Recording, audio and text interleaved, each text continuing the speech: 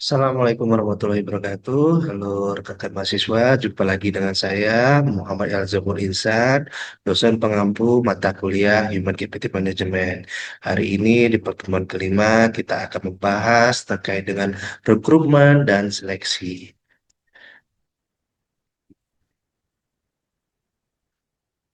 Nah, adapun tujuh nilai dasar yayasan pertama adalah menjaga kemurnian akidah dan tauhid dan melaksanakan syariat seperti sholat, zikir, dan lain-lain. Kemudian kedua, bersyukur, bersukacita, dan tidak mengeluh. Ketiga, rendah hati dan sederhana, jujur apa adanya, memaafkan dan tidak marah. Berpikir positif, berprasangka baik, dan tidak berbenci. Berbuat baik, membuah dan respek, keenam berempati, dan memberikan solusi, bukan mengkritik atau mencela. Ketujuh, patuh kepada pimpinan dan menaati peraturan. Adapun review materi sebelumnya yaitu telah dibahas secara mendalam mengenai proses pengadaan dan kebutuhan manusia dalam organisasi yang mulai dari pemahaman terhadap pekerjaan melalui analisis jabatan. Analisis ini menghasilkan uraian pekerjaan seperti job description dan spesifikasi pekerjaan, job specification yang menjadi dasar dalam rekrutmen, seleksi, pelatihan, hingga evaluasi kerja. Selain itu, dibahas pula pentingnya analisis beban kerja untuk memastikan distribusi tugas yang proporsional, serta evaluasi pekerjaannya sebagai alat untuk menilai relatif suatu jabatan secara adil dan objektif. Seluruh proses ini merupakan fondasi strategis dalam membangun sistem manajemen sumber daya manusia yang efektif dan berkelanjutan.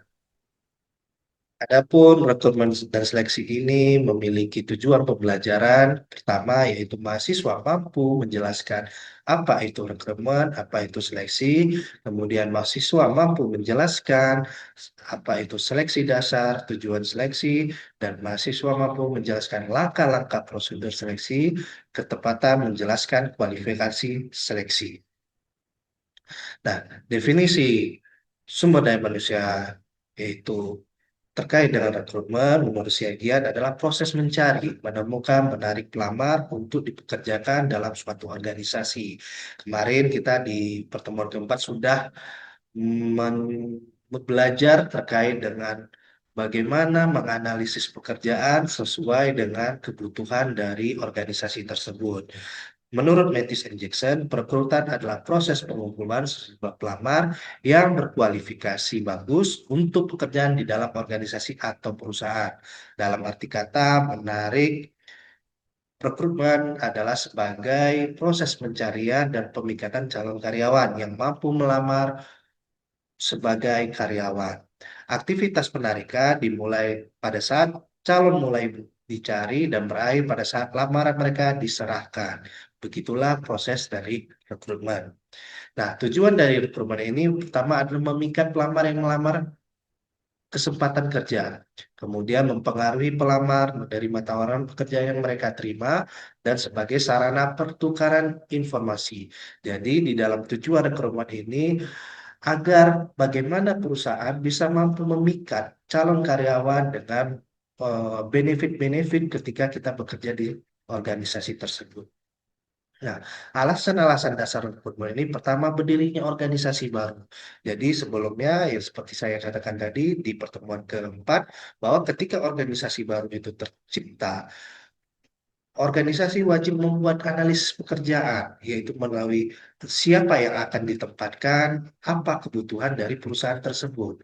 Nah, dasar inilah sebagai dasar untuk merekrut dari calon karyawan. Kemudian adanya perluasan kegiatan organisasi. Ketika organisasi itu mengalami ekspansi, mengalami membuka cabang baru, maka perusahaan akan mencari siapa yang akan ditempatkan di cabang baru tersebut. Kemudian terciptanya pekerjaan dan kegiatan-kegiatan baru. Misalnya unit-unit baru yang sebelumnya tidak ada, maka perusahaan harus mencari yang sesuai dengan pekerjaan unit baru itu. Mencari karyawan yang sesuai dengan spesifikasinya. Kemudian empat, adanya pekerjaan yang pindah ke organisasi lain atau berhenti, ya Kemudian adanya pekerjaan yang berhenti karena memasuki usia pensiun. Seperti kita ketahui ketika PNS banyak masa PNS yang pensiun, maka pemerintah akan membuka nih lapangan pekerjaan yang baru agar terjadinya perubahan ataupun pergantian karyawan yang lama ke karyawan yang baru. Kemudian adanya pekerjaan yang meninggal dunia. Menurut Gomez 2003. Nah, proses penarikan SDM ini pertama yaitu ada perencanaan sumber daya manusia, yaitu jumlah tenaga yang kerja yang diperlukan dan kualitas seperti apa yang dibutuhkan oleh perusahaan tersebut. Kemudian ketika sudah dibuat oleh perusahaan atau dibuat bagian SDM sumber daya manusia, semua bagian unit sumber daya manusia akan membuka lowongan pekerjaan yang seperti kita ketahui sekarang melalui Instagram ataupun koran ataupun melalui Facebook. Sekarang bisa kita lihat lowongan-lowongan pekerjaan yang sesuai dengan kualifikasi kita seperti itu. Kemudian ada penarikan tenaga kerja, yaitu penarikan tenaga kerja bisa melalui sumber internal perusahaan ya dan sumber eksternal perusahaan. Nah, sumber internal dan eksternal perusahaan ini harus memenuhi syarat yang telah ditetapkan oleh perusahaan. Nah, makanya di awal-awal biasanya ketika perusahaan itu tidak ingin mencari sumber internal, sumber yang baru, bisa aja mereka melihat dari sumber internal. Karena apa? Kemungkinan bisa aja karyawan yang lama itu bisa menjadi sumber untuk mengisi unit yang baru tersedia. Ya, kemudian adanya pasar tenaga kerja, kemudian tersedianya calon pelamar. Nah, apa yang terjadi dalam kendala-kendala rekrutmen ini? Pertama, kebijaksanaan promosi. Ada atau tidaknya lowongan pekerjaan. Nah, makanya ketika kita membuka lowongan pekerjaan, kita wajib ini men-sharingkannya ke eh, Instagram ataupun ke tempat seperti LinkedIn ataupun koran. Ya. Kemudian ada kebijakan kompensasi. Besarnya kompensasi akan mempengaruhi minat cari pekerjaan untuk melamar serius ya. Biasanya organisasi ini bisa menetapkan gaji itu berdasarkan UMR atau UMP yang telah ditetapkan oleh pemerintah. Kemudian kebijaksanaan status karyawan. Kejelasan status karyawan akan menyebabkan animo pelamar qualified ya. Status yang misalnya mungkin dari eh, orientasi, kemudian ke karyawan kontrak, kemudian langsung ke karyawan tetap. Kemudian kebijaksanaan dalam penerimaan tenaga lokal, ya. Pencarian tenaga kerja yang dikaitkan dengan lokasi di mana perusahaan berdiri dengan maksud menjalin hubungan baik dengan masyarakat sekitarnya. Nah, kemudian kendala-kendala rekrutmen pertama ada rencana SDM yaitu merupakan salah satu faktor yang perlu dipertimbangkan dalam proses penarikan dengan merinci persediaan keterampilan, rencana latihan dan pengembangan, promosi dan menguraikan mana pekerjaan yang akan diisi oleh internal perusahaan dan mana yang akan diisi melalui penarikan. Kemudian kondisi pasar tenaga kerja. Harga tenaga kerja ditentukan oleh kekuatan supply and demand atau pencari kerja dan kebutuhan perusahaan. Apabila suplai tenaga kerja terbatas di lokasi perusahaan, maka harus diperluas dengan konsekuensi yang biasa yang biaya yang lebih besar. Kemudian kondisi lingkungan eksternal mencakup tingkat pengangguran, kondisi dan tingkat pertumbuhan ekonomi, hukum perburuan, proyeksi angkatan kerja, kemudian kelangkaan tenaga kerja dengan keterampilan tertentu. Kegiatan penarikan oleh para pesaing pencari kerja. Kemudian apalagi ada namanya kendala persyaratan jabatan. Syarat jabatan ini merupakan kendala dalam penarikan, misalnya menarik tenaga terampil lebih sulit dibandingkan dengan tenaga yang tidak terampil. Oleh karena itu, Departemen Personalia perlu mempelajari permintaan jabatan dan informasi analisis jabatan dan pendapat para manajer. Kemudian kebiasaan pelaksanaan penarikan seperti keberhasilan pelaksanaan penarikan masa lalu akan memudahkan dalam pengambilan keputusan penarikan. Sebaliknya, kesalahan masa lalu akan menjadi hambatan pula dalam penarikan. Jadi, keberhasilan masa lalu ketika kita merekrut calon karyawan akan menjadi kemudahan kita untuk mengambil keputusan rekrutmen seperti itu. Baik, Untuk sumber procurement itu seperti yang tadi saya jelaskan, ada bagian internal perusahaan, ada namanya bagian eksternal perusahaan.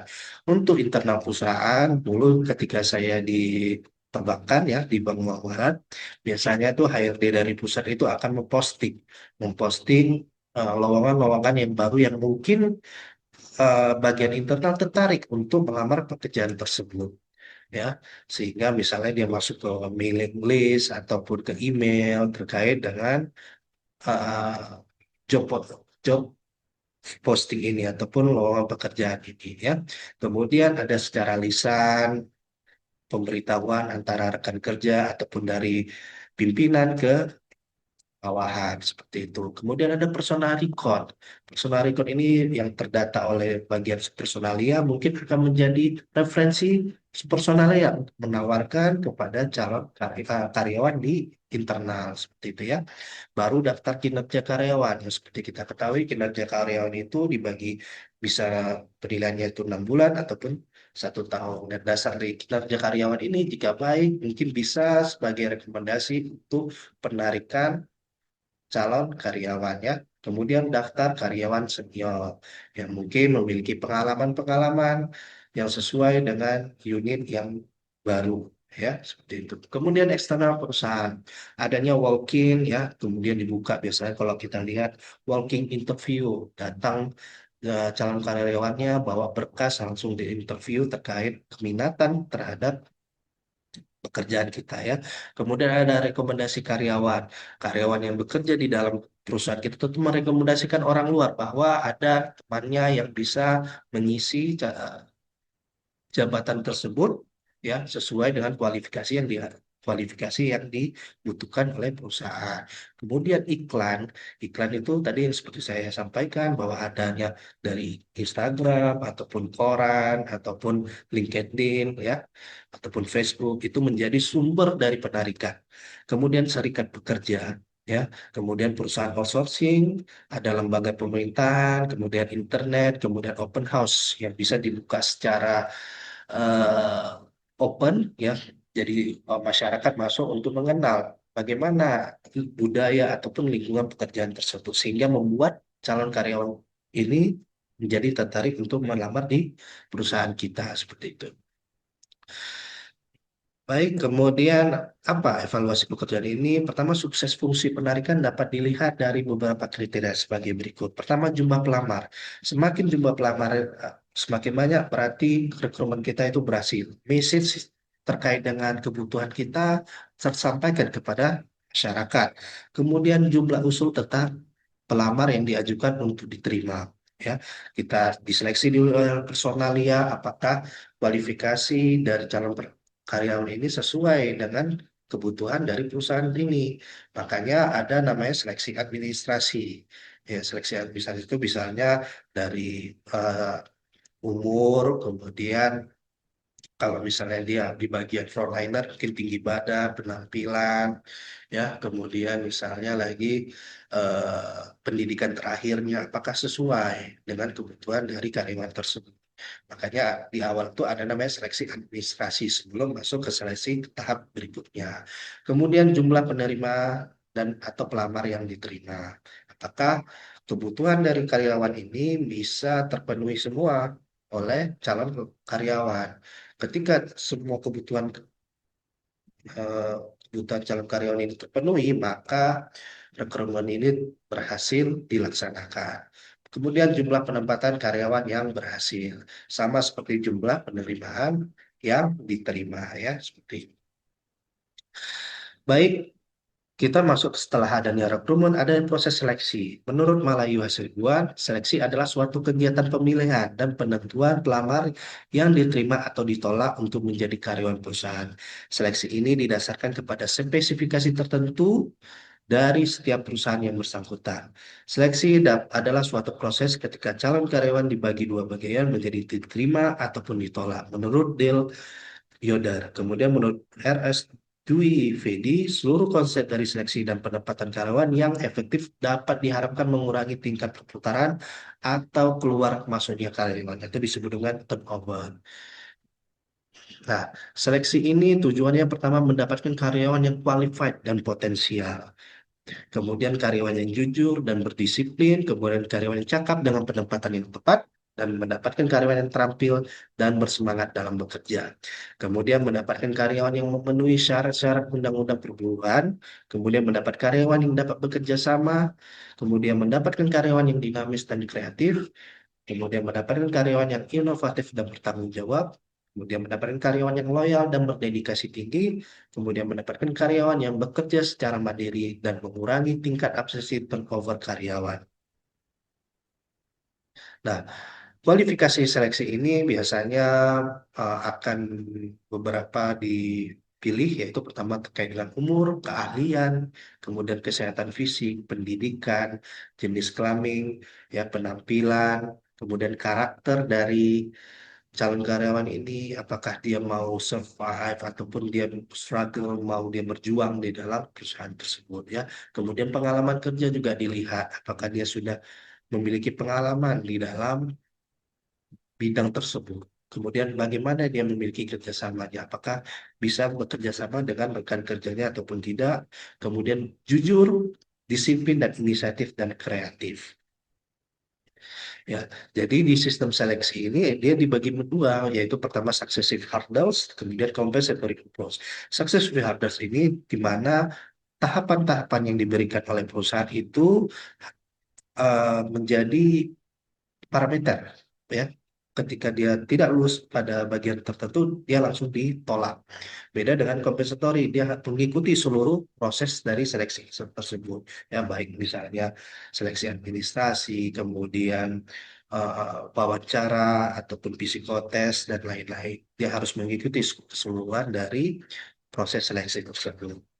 Kemudian kita lanjut ke langkah-langkah seleksi yang biasanya kita ketahui ada seleksi administratif ya, baik terkait dengan penampilan, kemudian umur, kemudian keterampilan, kemudian pengetahuan, bidang yang dimiliki sesuai nggak dengan minatnya, itu ada di seleksi administrasi.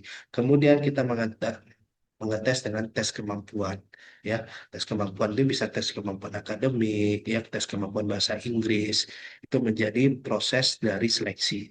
Kemudian ada tes psikotes. Tes psikotes ini biasanya terbagi dua, ya.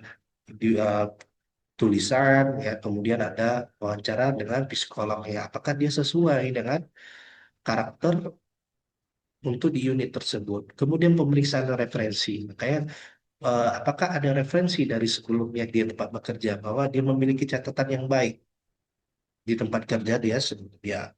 Kemudian baru melakukan wawancara. Wawancara ini pun juga dibagi dua, ya, wawancara terhadap pada sumber daya manusia atau HRD, kemudian wawancara pada pimpinan, kemudian tes kesehatan terakhir.